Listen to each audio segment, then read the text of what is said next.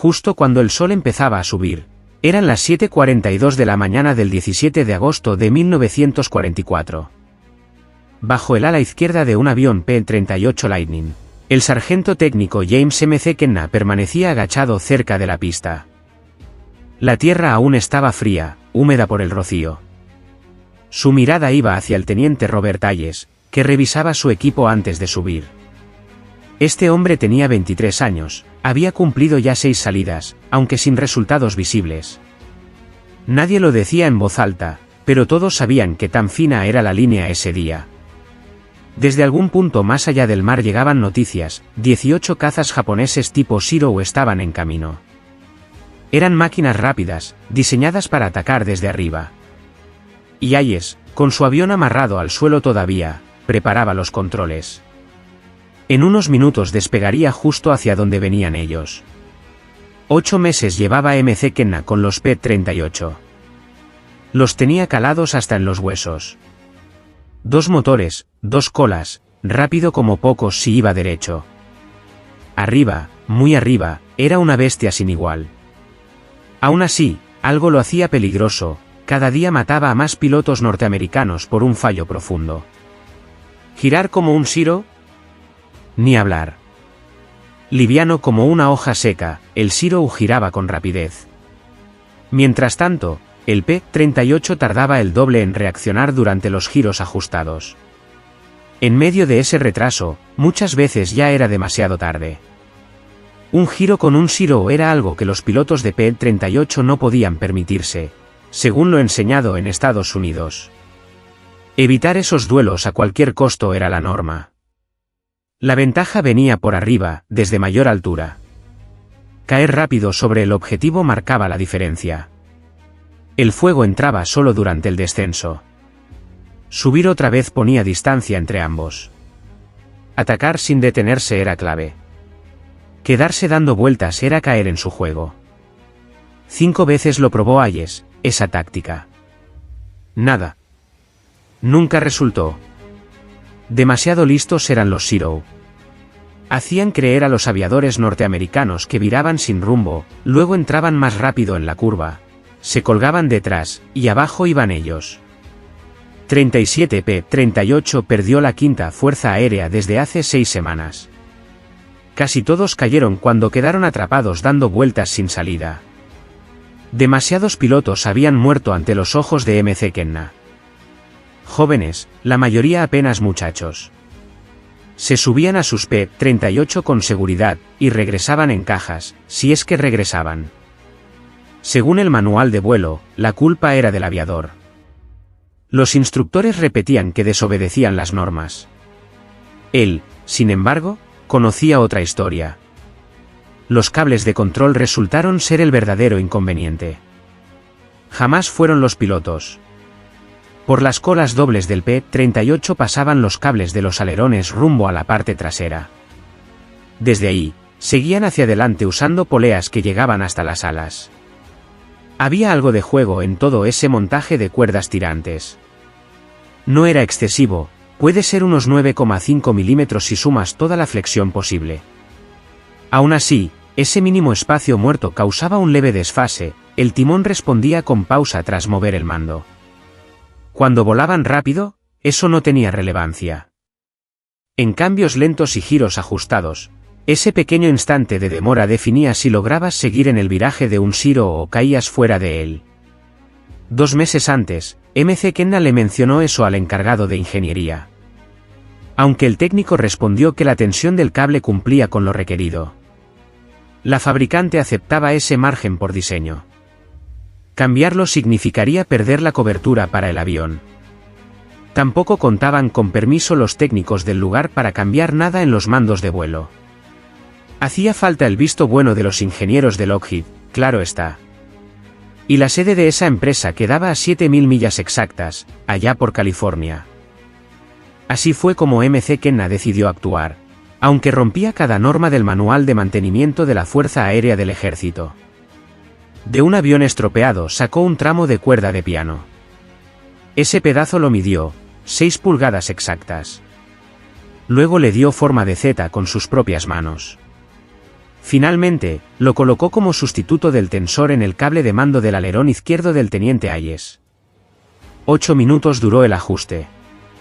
Un poco más de medio kilo de fuerza quedó en el cable, gracias a este cambio. Ya no queda espacio para movimientos innecesarios, todo se siente firme ahora. Pasaron por alto el detalle sin querer. Esa mañana, la tensión del cable quedó fuera del chequeo. En vez de eso, sus ojos iban tras el aceite del motor, también detrás de cuánta munición llevaban. McKenna no dijo palabra alguna. Tras él, Hayes comenzó a moverse por la pista. Mientras subía, los ojos siguieron su trayectoria. El avión se perdió poco a poco entre las nubes claras del amanecer, camino al encuentro con los enemigos. Al este, solo quedaba el rastro del motor. En los próximos 17 minutos, todo lo relacionado con el vuelo de los P-38 en el Pacífico tomó un rumbo distinto. Porque algo sucedió entonces que marcó la diferencia desde ese instante. Fue el teniente David Chen quien primero cayó frente a un Zero. Aquel día, 9 de julio de 1943. 3 semanas apenas tenía en la zona de combate. Cada mañana, McKenna revisó su avión con cuidado. Conversaban de California mientras tanto. Él venía de Sacramento. McKenna, por su parte, de Long Beach. Antes de la guerra ambos arreglaban coches. A las 6:15 salió Chen rumbo a la patrullando arriba. De vuelta tras 2 horas, tenía 3 balazos en la cola izquierda. Contaba como un Zero entró justo en su curva cerrada. Dijo haber hecho lo del manual, virajes bruscos, picado, sin embargo el aparato respondía tarde, como si pensara antes de moverse cuando tocaban los mandos. Casi le cae encima aquel japonés. Solo escapó porque su copiloto abrió fuego contra el atacante desde atrás. Los agujeros de bala llamaron la atención de McKenna. Juntos, muy juntos estaban. Un disparo calculado con precisión. El piloto japonés ya sabía hacia dónde iría Chen, como si leyera su mente. Había previsto cada movimiento del caza chino.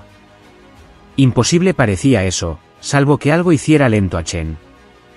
Tal vez una maniobra fallida le costara segundos vitales. Entonces todo encajaba, el Zero aprovechó ese instante justo. El avión de Chen fue devuelto al almacén, necesitaba arreglos. Él no subió más a un aparato. Ella ya no tuvo noticias suyas. A las 3 semanas, llegó el rumor, murió en otro P-38, cerca de Rabaul. Una vez más, metido en un lío con vueltas cerradas. Le faltó velocidad para esquivar a tiempo. En la cabina trasera iba el capitán William Morrison. Líder en misiones aéreas, este hombre tenía 11 victorias confirmadas. El P-38 no guardaba secretos para él. Las debilidades del avión las tenía claras. Usaba tácticas inteligentes al volar. Su experiencia marcaba la diferencia. Ese 3 de agosto, arriba de la Bahía de Oro y a 12.000 pies, el avión de Morrison topó con 8 Zeros. En el primer ataque, uno de los aparatos japoneses cayó por su causa. Regresó para intentarlo de nuevo. De pronto, 2 enemigos giraron hacia él. Más tarde, McKenna prestó atención a las transmisiones por radio. En vez de continuar recto, Morrison quiso girar el avión haciendo una maniobra tipo split S. Afirmó que los mandos respondían lentos, como si estuvieran pegajosos. Durante ese movimiento, los Zeros no se separaron, al contrario, lo siguieron de cerca hasta impactarlo a 4.000 pies. Tras el incidente, su copiloto mencionó que la aeronave de Morrison reaccionaba tarde, casi como si se resistiera al manejo. Falleció durante la colisión. Al frente del equipo iba uno que conocía bien a McKenna, se llamaba Rodríguez y venía de Texas. Este hombre sentía en el cuerpo que el aparato de Morrison tenía algún fallo oculto. Después de recoger lo que quedó, revisó cada detalle sin dejar espacio para dudas. Los motores estaban calibrados como debían, las superficies de vuelo alineadas justo así. Las cuerdas metálicas tensas tal como indican los manuales técnicos. Ni un solo defecto apareció durante su inspección minuciosa. Dijo el informe oficial que fue culpa del piloto. Rodríguez no se tragó esa versión. Tampoco a McKenna le sonó cierto. Ya para mitad de agosto, McKenna contaba 17 pilotos muertos. Conocía bien a unos pocos. A muchos apenas los había tratado en las revisiones antes del vuelo, sin embargo, reparó cada uno de sus aviones, llenó los registros de mantenimiento, vio cómo avanzaban por la pista, observó sus despegues. Unos regresaron más tarde. Otros nunca volvieron. Quienes volvieron repetían lo mismo sin dudar. Luego de tirar la palanca con fuerza, el P-38 tardaba más de lo normal en girar. Entre mover el mando y ver el morro inclinarse pasaba un instante raro, casi imperceptible. Pilotos experimentados asumían que era parte del diseño, aviones grandes responden distinto. Su tamaño, sus mandos anchos, todo sugería cierta lentitud natural. Pero McKenna lo notó distinto. Con las manos sobre los cables de control, captó el leve desfase. Un juego mínimo en todo el mecanismo. De pronto, el ruido de los cables al ajustarse llamó su atención mientras revisaba todo. Un zumbido leve aparecía cada vez que uno se apretaba. Cuando estaban sueltos, el sonido cambiaba por completo frente a cuando estaban firmes. Ella distinguía sin esfuerzo ese matiz entre ambos casos. Cualquiera de los P-38 en fila traía unos cables con holgura apenas perceptible. Aprobados según normas técnicas, sin embargo tensos no estaban. Un día después de que Morrison muriera, lo comentó con Rodríguez al atardecer. Cuando Rodríguez quiso saber si existía alguna salida, McKenna respondió sin dudar. No había forma legal, admitió, aunque sí un camino aparte del sistema. Ese método implicaba saltarse ciertas normas, explicó, las mismas que podían acabar en tribunal militar para los dos. No se trataba de desconocimiento por parte de los pilotos norteamericanos. Ellos comprendían bien las instrucciones. En cada reunión eso quedaba claro. Durante los ejercicios aéreos, lo repetían una y otra vez. Evitar maniobras cerradas frente al Zero resultaba esencial. Contaban con mayor rapidez en el aire. Podían aprovechar la altura ganada previamente. Atacar rápidamente, luego retirarse sin demora. Así funcionaba su estrategia. Pero lo complicado venía porque las peleas desobedecían la teoría escrita. Había pasado 60 días bajo la humedad de Nueva Guinea el teniente Robert Hayes. Apenas 23 años, criado entre maizales y tractor en Iowa. 6 salidas al cielo hostil completadas sin victorias confirmadas. No era falta de habilidad lo que le faltaba, más bien una rigidez aprendida. Cada orden cumplida le ponía frente a ángulos imposibles para apretar el gatillo. Durante su tercer combate, Hayes bajó en picado contra un Zero estando arriba. Alcanzó los 400 millas por hora mientras venía del lado donde salía el sol, tal como indicaban las instrucciones escritas tiempo atrás. Ajustó la puntería, comenzó a estimar cuánto debía anticipar el disparo por el movimiento lateral. De pronto, el caza japonés giró fuerte hacia la izquierda y se lanzó abajo rápido. Hayes trató de mantenerlo en seguimiento. Su avión, un P-38, respondió al viraje aunque con lentitud extraña, casi como si volara dentro de algo espeso. Cuando por fin su avión llegó al punto deseado, ya el Zero había desaparecido. Entonces Hayes giró, subiendo otra vez en busca de altura. Ningún tiro fue hecho. Peor salió el cuarto vuelo. De pronto, Hayes junto con su piloto secundario avistaron dos Zeros a 15.000 pies. Él abrió fuego primero, sin acierto. El enemigo giró brusco hacia la diestra. Entonces comenzó el seguimiento inclinando el aparato. Un grito le advirtió, otros dos cazas japoneses bajaban en picada desde altura. Empezó Hayes tratando de subir y girar. El aparato reaccionó, sin embargo fue torpe. Tan pausado el movimiento que un Zero en descenso alcanzó a disparar 3 segundos contra la parte trasera derecha del avión de Hayes. Bala tras bala, de 20 milímetros. No traspasaron el fuselaje, aunque el estruendo bastó para hacerle abandonar el enfrentamiento. Sin dudarlo mucho, emprendió regreso, dejando atrás rastros de humo desde los motores. En la quinta misión, el compañero de ala murió frente a Hayes. Fue un joven piloto, teniente Thomas Parker, 21 años, nacido en Boston. Juntos habían pasado por el entrenamiento, día tras día. La muerte llegó sin aviso durante el vuelo sobre territorio hostil. Un día después del 13º del 8, Parker perdió contacto con su escuadrón mientras peleaba cerca de Finschhafen. Tras él vinieron dos aviones Zero sin soltarlo ni un segundo. Giró brusco hacia un lado, luego al revés, incluso probó picando y subiendo rápido tras eso. Pese a sus esfuerzos, los cazas japoneses lo siguieron como sombra en todas partes. De pronto, Hayes captó la voz de Parker por la radio, suplicando auxilio. El miedo se le notaba al hablar. Mencionó que el avión no respondía como debía al viraje. Hubo ráfagas de fusil entre las palabras. Parker chilló con fuerza un instante después. Tras eso, solo silencio llegó desde el aparato. Esa noche, Hayes no pegó un ojo. El resto del grupo casi tampoco logró dormir. La cama de Parker no tuvo quien la ocupara.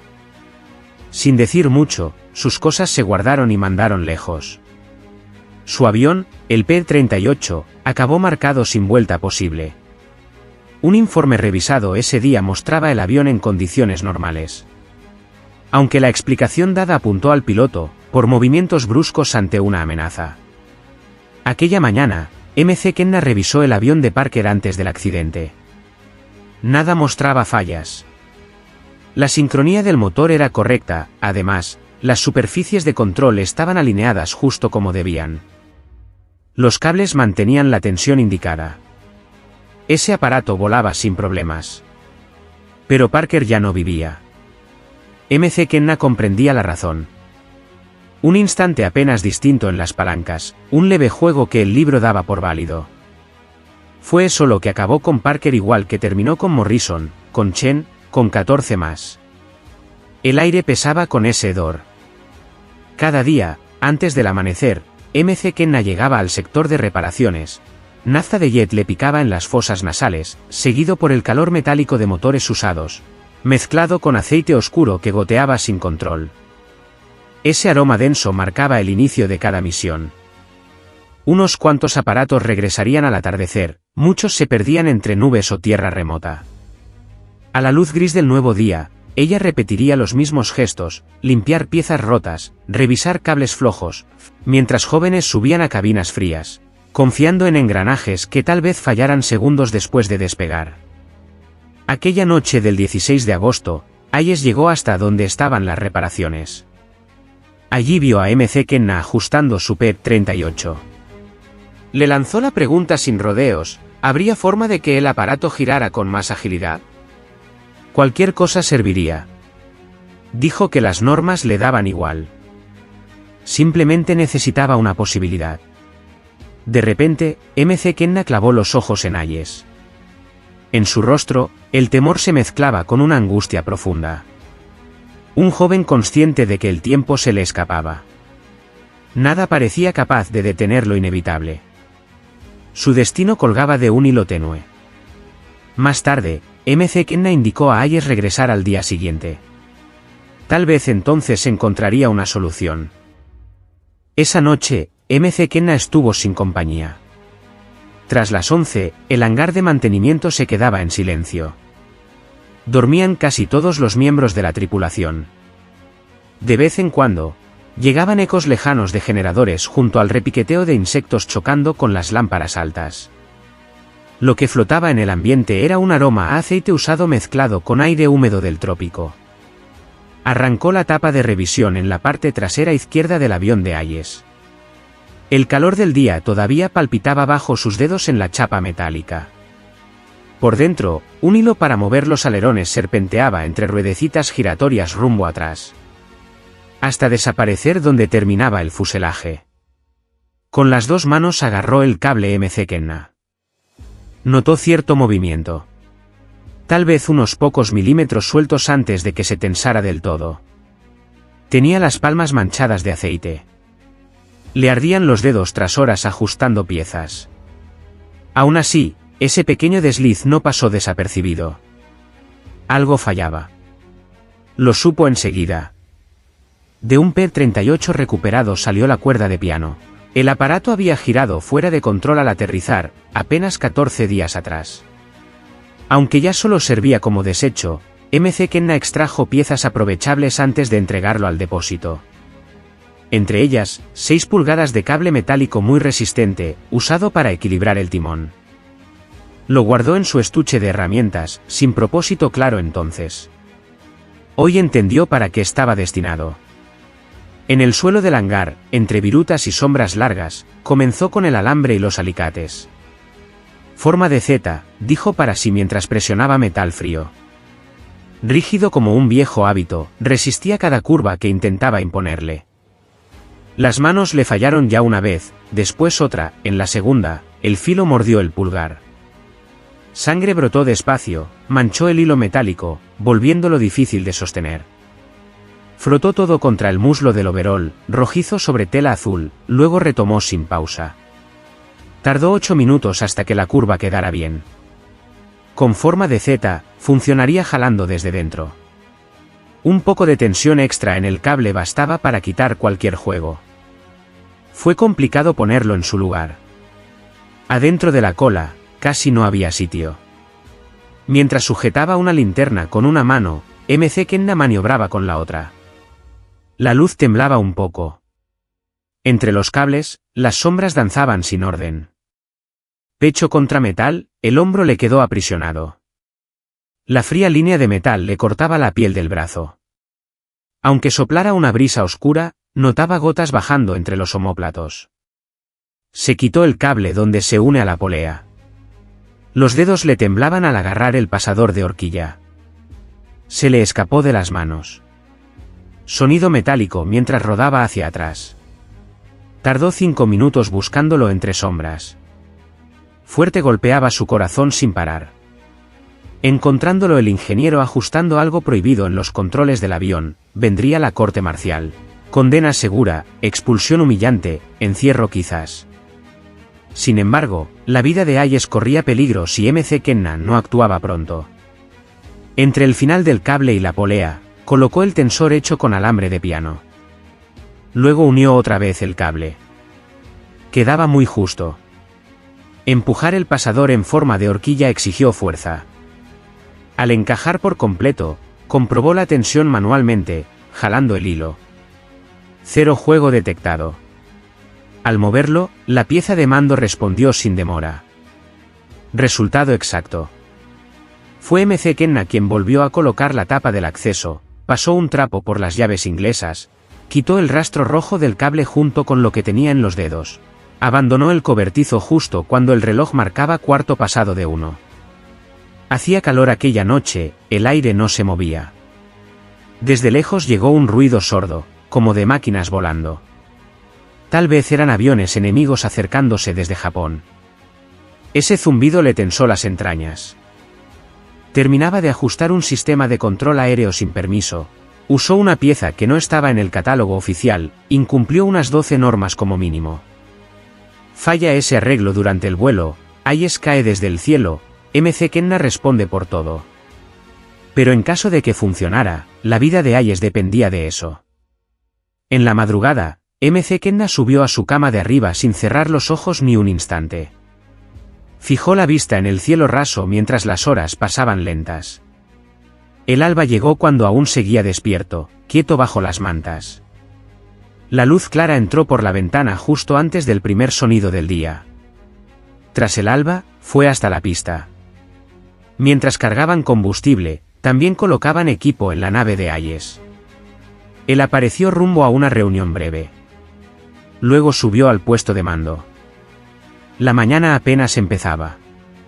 En punto de las 7:44, el motor del P-38 rugió mientras Hayes dejaba atrás la pista. De pie junto a la línea de vuelo, McKenna observó cómo el aparato ganaba altura entre nubes bajas. Entre parpadeos, ya volaba en fila con 16 más. Su mirada lo siguió hasta que todos tomaron rumbo noroeste, entrando en zonas controladas por Japón. Así pasó el tiempo, sin más opción que quedarse quieto. A las 8:14 empezó todo. Por encima del Golfo de Won, a 13.000 pies, aparecieron 9 Zeros frente a los 4 P-38 que pilotaba Hayes. Detrás de ellos lucía el sol de la mañana. Justo así se daba una situación ideal para bajar en picada y atacar. Hacia arriba iba Hayes, tercero en línea. Guiado por el jefe del grupo, entraron al combate. Giro brusco hacia un lado. Un caza japonés quedó atrás, solitario, ese escogió él. Desde lo alto bajó rápido. Velocidad, 380 millas por hora. En la mira aparecía más grande con cada segundo. El sol de la mañana se reflejaba en el costado del avión y Hayes lo notó desde lejos. La silueta del piloto asomaba dentro de la cabina, clara contra el cristal. El dedo apretó el disparador. Tras eso, rugieron las 4 ametralladoras de grueso calibre junto con el cañón corto de 20 milímetros. Luego, surcaron el aire proyectiles luminosos. Pocos dieron en el blanco. Chispazos saltaron sobre la superficie metálica del avión japonés. Fue un daño leve al fin. De pronto, el Zero giró con fuerza hacia la derecha y bajó rápido. Tras él, Hayes inclinó su avión también, buscando mantenerlo a la vista. Fue en ese momento que la sensación llegó. En cuanto tocó la palanca, el avión giró. Al instante, sin demora alguna. El control respondió rápido, casi anticipándose. Así jamás había pilotado su P-38 antes. Como si cada movimiento ya estuviera listo, solo por él. Giró 90 grados, más rápido de lo habitual. La nariz bajó sin pausa. Justo frente a él apareció el Zero en la mira.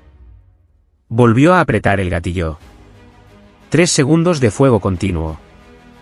Los proyectiles subieron por el cuerpo del enemigo, desde atrás hasta donde iba el piloto. Entonces explotó el motor japonés. Fragmentos salieron disparados en todas direcciones. El aparato dio una vuelta completa, boca abajo ahora, y empezó a caer.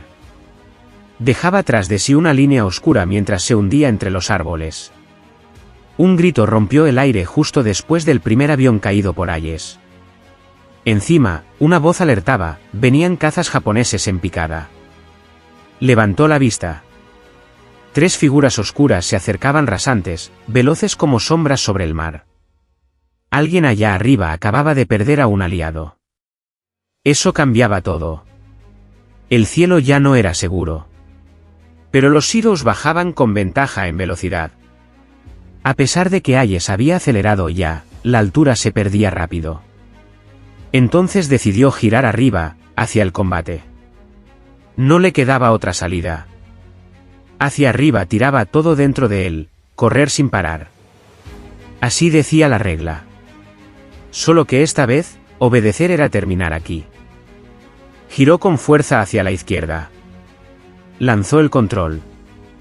El P-38 rotó de un modo nunca sentido hasta entonces. La proa cortó el límite del cielo. Avistó al Zero que encabezaba el grupo.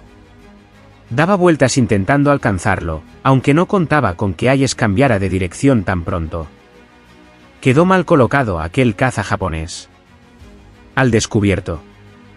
Hacia adelante iba el avance, cuando Hayes soltó el disparo. Impactó justo donde nacía el ala zurda del Zero. Se torció el plano de vuelo, comenzó a quebrarse. Giraba sin control, hundiéndose en espiral. 2 caídas en medio minuto. Un instante después, todo terminó. Rápidamente se desplomaron uno tras otro. En 30 segundos, 2 veces el suelo fue testigo. 2 Zeros más iniciaron maniobras de tenaza, cambiando direcciones bruscas para superarlo. Aún así, Hayes permaneció pegado. En cada cambio de rumbo, su P-38 respondía al instante. Nada de demoras ni esfuerzo en los mandos. Hacía lo justo que él esperaba, justo cuando lo necesitaba. Volarlo era distinto, casi como si al manipular los controles algo pesado desapareciera sin explicación. Un error lo cambió todo. Demasiado ímpetu en la maniobra, la velocidad se esfumó rápido. Hayes aprovechó el momento justo, entrando por dentro del viraje. Apenas había espacio, tal vez 200 pies entre ambos. Abrió fuego sin dudarlo. Era imposible errar. La explosión partió al Zero en pedazos. Por encima de Hayes volaron trozos del avión. El fuselaje dio un salto al recibir los desechos en la parte trasera derecha. La sacudida llegó justo después. 3 derribos. Huir fue la opción del cuarto Zero. En lugar de seguirlo, Hayes se mantuvo quieto. Le faltaba combustible. También le quedaban pocas balas. Entonces ganó altura poco a poco. Junto al resto de su grupo volvió a unirse. Rumbo al portaaviones avanzaron sin prisa. La pelea entera se extendió por 7 minutos. Al llegar a Dobodura a las 9:03, Hayes fue recibido por McKenna junto a la pista. Tras detener los motores, abandonó la cabina con paso lento. Temblaban sus manos al bajar. El traje, pegado al cuerpo, chorreaba sudor frío. Fue derecho hacia McKenna. Fueron solo 2 palabras las que pronunció Hayes: funcionó. Se les pasó por alto a todos que, desde arriba, media docena de aviadores observaban el duelo de Hayes. Aunque estaban lejos, no perdieron detalle del enfrentamiento. 6 pares de ojos fijos en lo que sucedía abajo. Nadie pensó que había testigos tan cerca. Desde sus cabinas, vieron cómo se desarrollaba todo sin intervenir. El cielo guardaba silencio mientras ellos miraban. Ninguno imaginó que más pilotos seguían la escena con atención. Desde 15.000 pies, fue testigo del combate completo el capitán Frank Mitchell. Al mando de la formación en el 475º grupo de cazas, vigilaba cómo el escuadrón de Hayes lidiaba con los Zeros allá abajo hasta que algo llamó su atención. Inesperadamente, el P-38 de Hayes comenzó a inclinarse con una rapidez nunca antes vista para un Lightning. Giraba entre las maniobras como si apenas tuviera peso, desafiando lo normal. A esa altura, cada movimiento parecía fuera de lugar comparado con otros aviones similares. En el teatro, Mitchell tenía presente a todos los pilotos. Su destreza no le pasaba desapercibida. Aunque Hayes contaba con cierta soltura, algo le faltaba. Hubo un detalle extraño en la nave que manejaba. Al bajar del avión, Mitchell vio a Hayes dentro de la oficina donde entregaban los partes. Las manos de Hayes no paraban de moverse, todavía agitadas por lo vivido, mientras anotaba cada detalle del enfrentamiento. Había 3 victorias certificadas sobre su hoja. ¿Qué cambió?, quiso saber Mitchell. Hayes se encogió de hombros, sin respuesta clara. Hoy el aparato volaba distinto, con agilidad extra. Quizás los mecánicos ajustaron algo, sugirió Mitchell. Habla con McKenna, recomendó Hayes, él lleva el taller. El sargento técnico sabe cada detalle del equipo. 2 horas más tarde, Mitchell dio con McKenna en la zona de mantenimiento. Trabajando en otro P-38, distinto al anterior. Tenía las manos oscuras por la grasa. El mono lleno de líquido hidráulico derramado. Mitchell preguntó directo: ¿qué le hiciste al avión de Hayes? Mirándolo fijo, McKenna cayó durante un rato antes de hablar. Fue entonces cuando soltó todo, el tensor del cable de piano, cómo habían alterado el hilo, ese ajuste clandestino en el sistema que guiaba el avión. Mitchell permaneció callado mientras escuchaba. Tras las palabras de McKenna, se detuvo un instante antes de hablar. Su pregunta surgió como una idea que ya llevaba tiempo rondando: si valdría también para su propio avión lo hecho por ella. La miró con curiosidad, esperando respuesta. Aceptó McKenna, aunque Mitchell necesitaba ver el peligro. Sin permiso oficial venía la alteración, sin pruebas tampoco. En caso de falla, las consecuencias tocaban a los dos. A Mitchell no le preocupaba demasiado lo que pensaran los demás. En las últimas semanas, 4 pilotos bajo su mando habían desaparecido. Cada uno cayó durante combates giratorios del cual nadie salió con vida. Ante la posibilidad de una solución real, él estaba dispuesto a probarla sin demora. Las normas oficiales podían quedarse para después. Al caer la noche, fue McKenna quien ajustó el P-38 de Mitchell. con el mismo resorte de acero, igual forma de montarlo. A la luz del día siguiente, Michie subió al cielo, bajó emocionado por lo distinto que se sentía. Giraba ligero, comentó a su piloto compañero, no como una nave pesada sino ágil, casi fiera. Al oírle hablar, MC Kenna supo que él también pedía el cambio. Hasta el 20 de agosto, 9 aviones ya tenían cambios hechos por MC Kenna. Rumores comenzaron a moverse entre los miembros del escuadrón. Pilotos consultaron a sus jefes de equipo, curiosos sobre ese ajuste en el cable. Aunque varios supervisores rechazaron la idea, citando normas internas.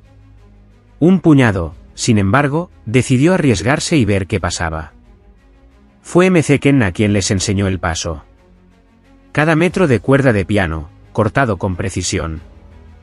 Luego, una curva en forma de Z, nada improvisado. Así queda lista para actuar como tensor alineado. El reloj marca apenas 8 minutos pasados. Todo se transforma desde ese momento. De uno a otro piloto pasaron los cambios, también entre mecánicos fue cundiendo la práctica. Nada escrito, ningún visto bueno de ingeniería, tan solo palabras bajitas en la sala común y junto a las herramientas. Hayes eliminó 2 Zeros aquel 22 de agosto, gracias a los mandos ajustados. 3 enemigos cayeron ante Michie y pocos días después, el día 25.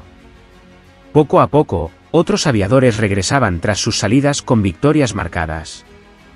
Fue evidente desde el principio que los números no se podían pasar por alto. Un día, el teniente James Watkins estaba al mando del equipo en el 49º grupo de cazas, estacionado en Gushap. Mientras tanto, llegó un rumor sobre un ajuste que hizo un piloto recién llegado desde Dobodura. Aunque dudaba mucho, Watkins decidió probarlo en uno de los aviones. Tras eso, el mismo piloto regresó de su próxima salida con una victoria aérea. Curiosamente, era la primera vez en 8 semanas de batallas que lograba algo así. En el 49º escuadrón, varios pilotos empezaron a imitarlo. 4 aparatos recibieron cambios por parte de Watkins. Puede que a comienzos de septiembre, cerca de 40 P-38 en Nueva Guinea contaran ya con el cambio. De pronto, el técnico en Dobodura sintió un cambio. Aunque no supo explicar por qué. Los cables solían revisarse con frecuencia. Esto ocurría porque los capataces extraían los tensores previo al control. Luego volvían a colocarlos cuando terminaba todo. Desde el principio, los que volaban tenían claro lo que ocurría. Los encargados del mantenimiento también estaban al tanto. Sin embargo, hasta el último momento, las autoridades permanecieron en la ignorancia. Empezaron a moverse las cifras poco a poco. Durante julio, por cada Zero japonés que caía, 2 cazas P-38 norteamericanos salían derribados en el Pacífico Sur. Ya para agosto, la balanza marcaba un caza por 1 con 13 sobrantes. A mediados del siguiente mes, apenas se notaba diferencia alguna entre ambos bandos. A lo mejor fue un detalle pequeño. Aunque en realidad, todos notaron que las cosas ya no eran iguales. Pero fue entonces cuando la gente de Japón empezó a verlo. A finales de agosto, fue la primera vez que los aviadores nipones avisaron del giro. Desde la 11ª Flota Aérea llegaron partes diciendo que los cazas norteamericanos se movían con mayor intensidad. Giraban antes, respondían distinto al timón. Lo que hasta entonces daba resultado ahora ya no servía. Las viejas estrategias dejaron de rendir sin previo aviso. Un piloto llamado Saburo Sakai llegó a ser un nombre temido en el cielo. A su haber, 64 aviones caídos comprobados. Desde que empezó la guerra con Pearl Harbor, estuvo cara a cara con aviadores norteamericanos. 3 días antes del final de la semana larga de septiembre de 1943, Sakai se topó con un avión P-38 cerca de una isla llamada Bewak. En lugar de atacar rápido, aplicó su método usual, provocó al piloto enemigo hasta que éste comenzó a virar sin control. Mientras el aparato norteamericano intentaba recuperarse tras subir y caer bruscamente, él ya había cambiado de rumbo con rapidez, deslizándose por debajo del ángulo más cerrado del otro caza. Así logró colocarse justo donde nadie quiere estar si vuela solo. Pero el P-38 fue al revés en ese punto. Docenas de veces Sakai hizo esta jugada. Justo sabía cuánto duraba un viraje del P-38. El momento lo tenía clavado. Solo que ahora el aparato giró antes de tiempo. Casi choca de frente. Apuntado por el piloto norteamericano. Bajó en picada para escapar. De regreso en la base, se sentía desconcertado, también con ganas de gritar. Aunque había cumplido el encargo, algo dentro le pesaba distinto. Pilotos japoneses con mucha experiencia contaron historias parecidas. En el aire, los norteamericanos no cambiaron su forma de actuar. Seguían repitiendo estrategias conocidas.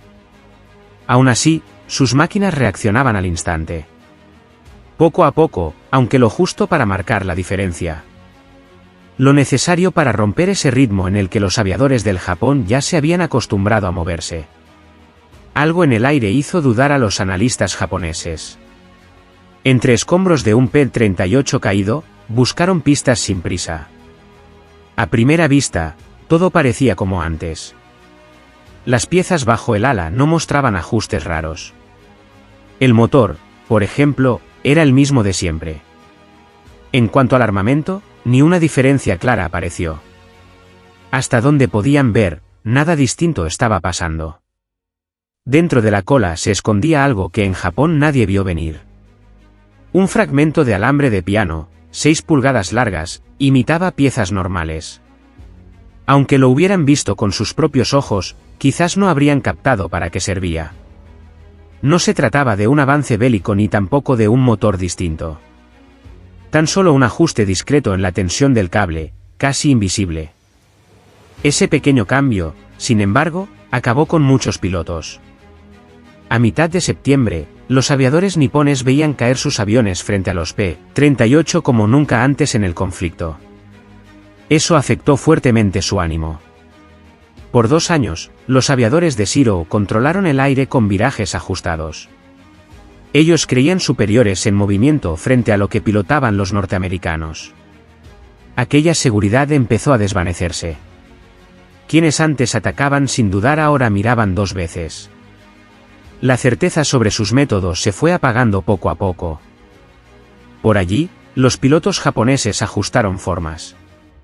Unos dejaron atrás las vueltas cerradas contra los P-38, prefirieron embates breves seguidos de retirada rápida, sin embargo, esto implicaba soltar lo que antes les daba poder. El punto fuerte del Shiro, moverse con agilidad extrema. Pelear igual que un P-38 era entrar en juego marcado por otros, y ese avión iba más veloz. Cargaba mayor fuego, resistía mejor los impactos. Algunos aviadores optaron por apretar el gatillo desde distancias menores, pilotando con mayor intensidad. Sin embargo, avanzar con ímpetu, cuando el rival dobla mejor, acelera el final. Pilotos veteranos de Japón perdieron la vida durante septiembre al probar maniobras que antes, en julio, les habían dado resultados sin problemas. Por aquel entonces todo parecía bajo control. Lo que más complicaba la situación de los pilotos japoneses era enfrentarse a un oponente invisible. Algo se movía distinto en el aire, aunque ellos no lograban identificarlo, tampoco hallaban forma de responderle. Sin conocer el cambio real, imposible trazar estrategias frente a lo desconocido. Hacia finales de septiembre, la 11ª Flota Aérea ya había visto caer 38 cazas frente a los P-38. En ese lapso, Estados Unidos perdió 22 aparatos. Esa cifra marcaba un cambio claro, antes iba al revés. Llegó un momento en la Guerra del Pacífico cuando los P-38 derribaron más Shiros de lo que perdieron. Por entonces, el equilibrio había cambiado sin avisar. Desde ese momento, el mando japonés les dijo a sus pilotos que esquivaran al P-38 si no tenían más aviones en su grupo. Así cambió todo. Antes dominaban los cielos, ahora ellos eran perseguidos. Pero al final solo quedaba un pedazo de cable de piano que jamás debería haberse puesto ahí. Nunca quedó registrada la alteración mientras duraba el conflicto. A ojos del inspector de Dobodura, algo fallaba con las mediciones de tensión en los cables. Fue eso lo que reveló todo a finales de 1943. Desde su puesto, descubrió que los tensores tipo cuerda de piano causaban las diferencias. Sin prisa, redactó sus hallazgos. El documento subió niveles dentro del Comando de Ingeniería de la Fuerza Aérea. 3 semanas pasó el informe sobre los escritorios, con oficiales discutiendo sin parar. Aunque rompía las reglas, la adaptación daba resultado. Quienes volaban con ella conseguían más bajas en combate. Eso sí, también regresaban vivos al aterrizar. ¿Importaba acaso si el cambio funcionaba? Lo que pesaba era decidir, sancionar a quienes lo montaron sin permiso o dejarlo pasar como si nada hubiera ocurrido. Un grupo de técnicos llegó en noviembre desde Lockheed hasta Nueva Guinea con el objetivo de revisar los ajustes. Tras ponerla a prueba, fue entonces cuando midieron la tensión del cable. Las cargas bajo esfuerzo las determinaron mediante cálculos precisos. Finalmente, salieron a hacer ensayos directamente en vuelo. La prueba mostró que el cambio funcionaba sin problemas. Nunca debió faltar desde un principio. Pero fue Lockheed quien colocó un sistema de tensión parecido en el PER-38J, versión que comenzó a fabricarse desde diciembre de 1943. Pese a todo, nadie anotó el nombre de MC Kenna en los registros oficiales. Ni una distinción, tampoco un reconocimiento escrito ni rastro en memorias técnicas. Los papeles internos de Lockheed señalaron que el avance vino por estudios de ingeniería fríos y calculados. En ninguna parte se leyó su apellido. Sobrevivir a la guerra le marcó. Durante esos tiempos, cumplió 63 misiones en el aire, 11 aviones japoneses cayeron frente a él. Ya para 1945, sus pies tocaban otra vez el suelo de Iowa. La chica del instituto se convirtió en su esposa sin demasiado alboroto. Juntos llegaron a tener 4 hijos. Pasó después 37 años rociando campos desde un pequeño avión. Lo de MC Kenna siempre estuvo presente, aunque nadie lo mencionara mucho. El 17 de agosto, sin falta, sonaba el teléfono, era Hayes, dándole las gracias por haberle salvado. Sobrevivir fue solo el comienzo para Mitchell. Al mando de un escuadrón, guió a su gente durante toda la ofensiva en Filipinas, con 16 aparatos enemigos derribados bajo su nombre. La vida militar le siguió después del conflicto. Permaneció dentro de la Fuerza Aérea hasta que colgó el uniforme en 1963, ya con rango de coronel. Cada recluta técnico que pasó por sus órdenes oyó lo mismo, como MC Kenna alteró aquel diseño sin permiso. Insistía en eso, porque sabía bien que ciertas respuestas nacen donde pisan los mecánicos, no siempre donde escriben los técnicos. Hasta el año 1946, MC Kenna siguió siendo parte de la Fuerza Aérea. Después, camino a California nuevamente. Empezó otra vez con los coches. Para 1948 ya tenía un taller propio, ubicado en Long Beach. Los motores fueron su trabajo durante 4 décadas y 2 años más. Rara vez mencionaba lo ocurrido durante la guerra. Si alguien indagaba, respondía simplemente, mecanicero fue mi oficio. Reparaba aviones, nada adicional. Ya en 1991, mientras revisaba ajustes del avión PER-38, un especialista en historia militar dio con menciones del cable tensor en unos papeles de reparación desde Nueva Guinea. Gracias a documentos militares, logró localizar a MC Kenna mucho después. Para ese momento contaba 73 años, seguía pasando horas en su pequeño taller sin dejarlo por completo. Preguntó el historiador por los cambios. Confirmó MC Kenna la versión, aunque aclaró que no tuvo mayor importancia. Simplemente era necesario actuar. Quizás el historiador calculó que el ajuste evitó la muerte de unos 80 a 100 aviadores norteamericanos, gracias a cómo subieron las posibilidades de sobrevivir en los grupos donde se aplicó. De pronto MC Kenna habló. Nunca había mencionado lo demás. En cambio, traía a la mente solo a quienes volvieron, Hayes, luego Mitchell, después Watkins, y también los restantes. Con eso le bastaba. En 2006 dejó de existir James MC Kenna, con 88 sobre sus espaldas. Descansa bajo tierra en un lugar llamado Pacific View Memorial Park, por allá en California. La nota que hablaba de él contó cómo arreglaba aviones durante la Guerra Grande del 40. Pero nada dijo sobre aquello de tensar las cuerdas del piano. Tampoco dijo nada sobre el nuevo modo en que los aviones de combate norteamericanos surcan el aire. Había ignorado normas con un propósito claro: evitar muertes. Ahí sigue su viejo taller en Long Beach, aunque otro lo maneja hoy. En la pared del cuarto trasero cuelga, sin marco, una foto gastada por el sol. Un muchacho con mono manchado posa al lado de un avión P-38. Escrita a mano detrás: agosto de 1943, tierras altas de Nueva Guinea. De esta forma ocurre la innovación en combate. No por órdenes escritas ni reuniones técnicas, sino por soldados con experiencia que detectan fallos, improvisan respuestas y actúan sin pedir autorización para proteger a otros. Quizás te sorprenda lo mucho que este relato nos afectó. Un gesto pequeño, como marcar me gusta, hace diferencia. Ayuda a que lleguemos a más personas con estos episodios perdidos del conflicto mundial. Si sigues nuestro canal, escucharemos voces que el tiempo dejó atrás. Todas tienen peso. Ninguna debe desaparecer sin dejar rastro. Ojalá nos escribas algún día. Comparte en los comentarios el lugar desde donde sigues este espacio. Hay gente que sigue esto desde lugares tan distintos como Texas o Tasmania. Ya seas alguien con años de experiencia o apenas curioso por lo histórico, perteneces a este grupo único sin darte cuenta. Pasar por aquí ya significa mucho. Las historias siguen porque alguien como tú las escucha.